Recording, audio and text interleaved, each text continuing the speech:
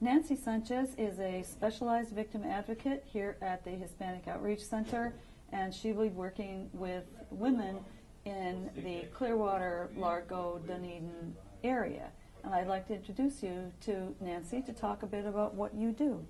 What is your job, Nancy? Thank you. I'm a victim advocate for women, and I'm working with the partnership of family service centers.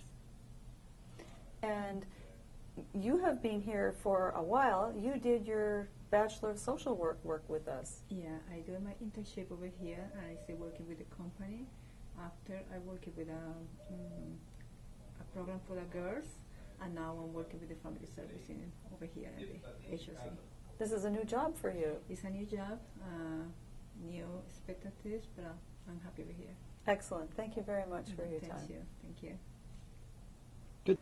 I would like to introduce you to a group of people who are having a meeting this afternoon, and we'll go around the room one at a time.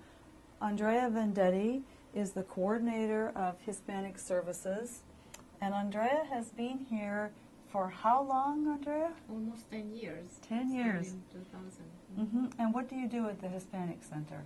Well, I'm the coordinator of the Hispanic Center. We do many events here and activities. Like right now, we were coordinated our landlord-tenant seminar that we're going to have in October. I'm also a victim advocate. We work directly with victims of crime, collaboration with the Clearwater Police. And I coordinate a group of interpreters who provide interpreter services for the police department, Clearwater Police, the sheriff office, and also many social services agencies in the community. And how many people do we serve every year? Every year, About 3,000? over 3,000 people a year within all the programs that we provide here.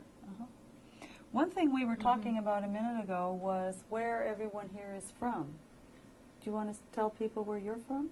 I'm from Chile, and all the staff here come from different parts of Latin America. The victim advocate comes from Venezuela. We have the family advocate from Mexico, and mental health counselor is from Cuba. Our officers from Brazil. Officer is from Brazil. We have Puerto Rico, our volunteers from Uruguay, so all over. Yeah, all over Latin America and Central America. So we form a very nice group. Thank you, Andrea. I'd like to go to Tammy Vrana, who works for the City of Clearwater. She's in the Economic Development Department. And what are you planning here this afternoon in your meeting? Well, I'm working with Andrea on the Landlord-Tenant Rights Seminar, and as part of my program in working for the East Gateway District, we are working with our neighbors and our businesses to improve conditions in the East Gateway District. And one of the aspects of the neighborhood is that 70% of our households are rental households.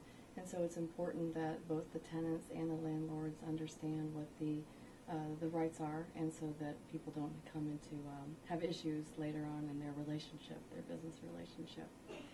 Another aspect of the East Gateway program is overall revitalization, improving quality of life, making our business environment more strong, so there's more opportunity for jobs. And we are also working on making the area more safe and secure with our police department. Well, thank you. It's a big job, and I'm glad that you're having such a wide range of activities. And I'd like to introduce you to Julia. Julia is our major volunteer. She has donated a day of her time every week for more than 5 years. Oh my. Would you like to talk about what you do, Julia? Well, I come every week with help Andrea and Maria. They are advocates here, but Andrea was talking about that. And I help with clients. I do some translate when they don't speak English very well. I try to help them when I can do for them. Mm-hmm. And you've gone to training through your volunteer job here too. Yes, I have training about advocate, like Andrea do it too, and I learn a lot about that, and I do different kind of issues about different clients too. That's very helpful. Thank you very much, You're Julia. very welcome. How important is it for adults, parents, to learn English, would you say?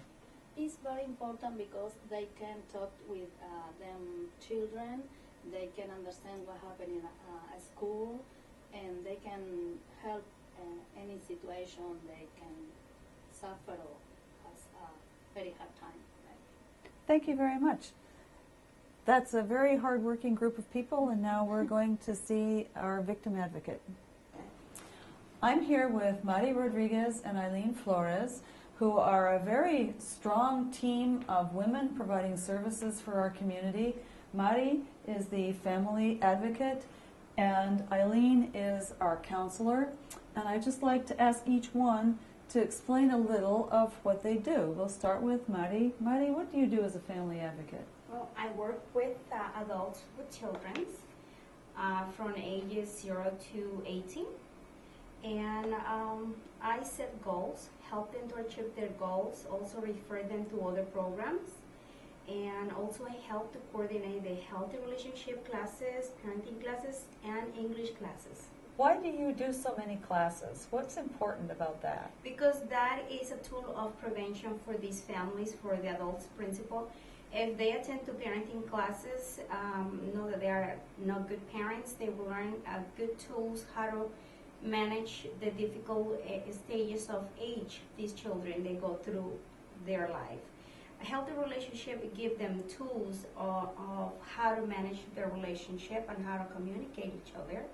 And English classes help them to start learning the language and probably in the future be able to communicate with their children and help them with homeworks. Do you think it's important for adults to learn English?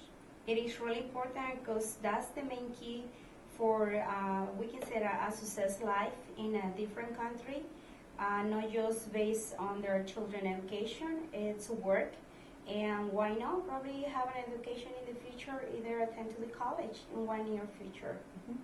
Do you think if parents understand English, they can understand their children a little better? Yes, that's definitely the key. And not just that, they will be participating in school, be able to communicate with teachers, and have successful children in the future, encourage them to have an education. Thank you very much, Maddie. Eileen Flores is our counselor. She works with adults and families. And would you like to explain a little of what you do, Eileen? Yes. I provide mental health counseling to the families who come here. It's for adults and family therapy. I do individual sessions. I also teach a parenting class, and we have a support group for women. So you work with Madi on parenting classes. Yes, Madi does help collaborate with me during the parenting classes that we provide the community. And what do you think parents get out of parenting classes? Why should somebody take a parenting class? I think the family should take parenting classes sometimes to refresh on, sometimes they haven't had a child in several years and things have changed, but also because they're going to build the communication, they're going to learn the appropriate strategies and parenting techniques that they need to know. Is life for parents different in the United States from what it might be in the home country? Of course, it's definitely different. With a lot of Hispanic families, our cultures are different than what it is here in the United States. You can see that the families are different, the way they communicate, some of the laws are different here in the United States. Mm-hmm. Do you have an example? Like, what would be an appropriate discipline in the home country that might not be acceptable here? Well, I hear a lot of parents they have a lot of concerns about spanking and child rearing with the children. And obviously, we have a lot of laws here in the United States regarding child abuse. So they need to know what's the difference between disciplining their children appropriately and what is the difference between child abuse. Thank you very much, Eileen. This is important work. Thank you. Thank you.